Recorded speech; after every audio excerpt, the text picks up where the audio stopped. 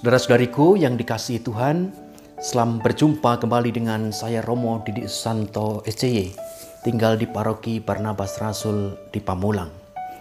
Saya berharap saudara-saudariku tetap semangat di dalam hidup, tetap bersemangat dalam doa-doa, dan juga tetap bersemangat di dalam tantangan hidup di saat ini yang semakin menuntut kita untuk semakin kuat di dalam menghadapinya.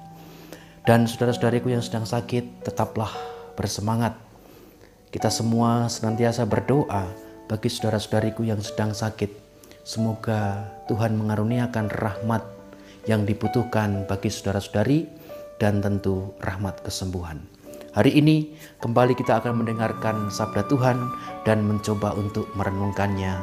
Semoga berguna dan menginspirasi hidup kita.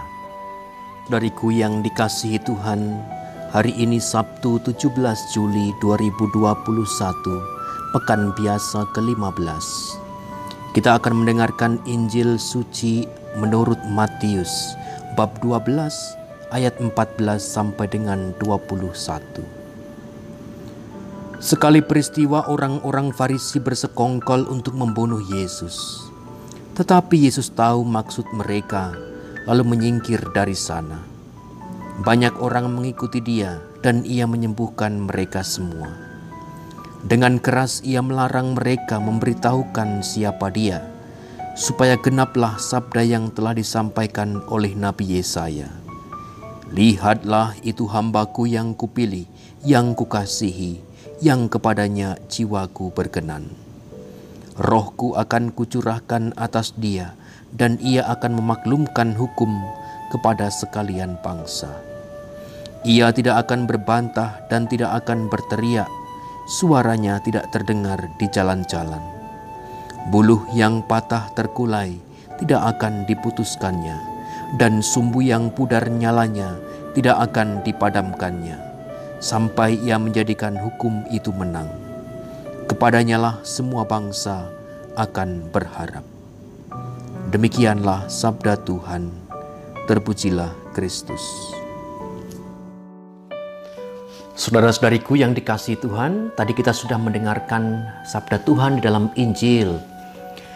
Satu ayat yang bagi saya sangat menarik.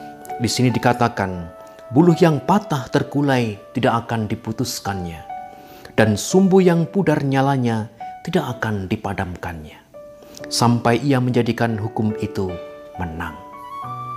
Yesus mengatakan ini apa? Konteksnya atau situasinya, orang-orang Farisi tidak suka dengan Yesus, bahkan bersekongkol untuk membunuh dia. Maka Yesus pindah sajalah. Kalau di sini memang mau dibunuh, tidak disukai, ya sudah, pindah saja. Dan Yesus mengatakan ini sudah berkali-kali. Hukum yang dibawa oleh Yesus adalah hukum cinta kasih. Yesus selalu inilah yang senantiasa mendasari Yesus, yang dibawa oleh Yesus. Yesus menghadirkan hukum cinta kasih. Untuk apa? Untuk menghancurkan hukum yang membelenggu mereka. Banyak hukum-hukum secara manusiawi, mata ganti mata, gigi ganti gigi alias balas dendam. Tidak suka lalu disingkirkan, lalu bersekongkol untuk membunuh. Itulah yang hendak dihancurkan oleh Yesus. Kebencian, dendam, amarah, kemunafikan yang senantiasa dikritik oleh Yesus terhadap orang-orang Farisi dan ahli-ahli Taurat. Maka saudara-saudariku yang dikasihi Tuhan, kita sadarkan, apa sih kecenderungan manusiawi kita? Kecenderungan manusiawi kita itu apa? Salah satunya adalah kita mudah untuk bersekongkol di dalam kejahatan. Diakui atau tidak bahwa kita sebagai manusiawi ada kecenderungan untuk bersekongkol di dalam kejahatan. Memang tidak semua, tetapi ada kecenderungan ini, entah menutupi yang jelek dengan alasan baik, entah membuka yang jelek di hadapan orang, atau menjelek-jelekan orang yang baik. Kecenderungan-kecenderungan itu ada. Maka Yesus dalam sabdanya hari ini dengan jelas mengatakan buluh yang patah terkulai tidak akan diputuskannya, dan sumbu yang pudar nyalanya tidak akan dipadamkannya. Bagi kita, terutama bagi saya pribadi, saudara-saudari, saya lemah sebagai manusia. Saya lemah, kelemahan saya lebih banyak daripada kekuatan saya. Saya sadari itu. Tetapi saya yakin Tuhan tidak akan mematahkan saya ketika saya dalam kelemahan. Tuhan tidak akan mematikan cahaya atau pelita kehidupan yang ada dalam diri saya meskipun saya sekarang sedang berkedip-kedip. Sumbunya itu sudah mulai cahayanya pudar gitu loh. Mulai tampaknya kedip-kedip saja gitu.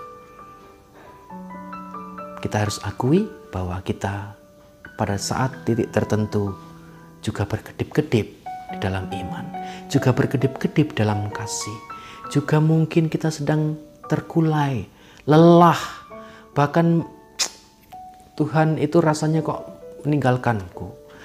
Pada saat tertentu kita akan mengalami sungguh-sungguh kita kurang mengalami kasih dari Allah, sehingga hidup kita tanpa makna, hidup kita penuh dengan kebencian, amarah, dendam, dan kemunafikan, bahkan bersekongkol di dalam kejahatan. Maka saudara-saudariku yang terkasih, Yesus mengajari kita pada hari ini secara sederhana. Kita diajak agar kita berani dengan sungguh-sungguh menegakkan hukum kasih. Hukum kasih kepada siapapun tanpa pilih-pilih. Bukan hanya kepada orang yang kita sukai, tapi bahkan orang yang membenci dan pernah menyakiti hati kita. Di sanalah justru tempat yang tepat untuk membagikan kasih. Di mana ada saudara-saudari kita yang sedang lunglai, letih ataupun lesu, kita hadir untuk membawa kasih bagi mereka dalam sapaan dan uluran. Ketika saudara-saudari kita sedang berkedip-kedip imannya di dalam kecemasan dan kekhawatiran, kita datang untuk bersama-sama menghidupkan kembali agar mereka boleh mengalami cahaya Kristus. Itulah panggilan kita sebagai orang beriman. Kita hidupkan kembali api yang mulai berkedip-kedip dalam diri kita. Kita kuatkan diri kita dengan rahmat Tuhan ketika saat ini mungkin sedang berat. Yakinlah Tuhan yang kita imani, Tuhan yang menguatkan kita selalu, dan Tuhan yang menghidupkan kita senantiasa. Selamat berjuang. Tuhan memberkati kita semua. Amin.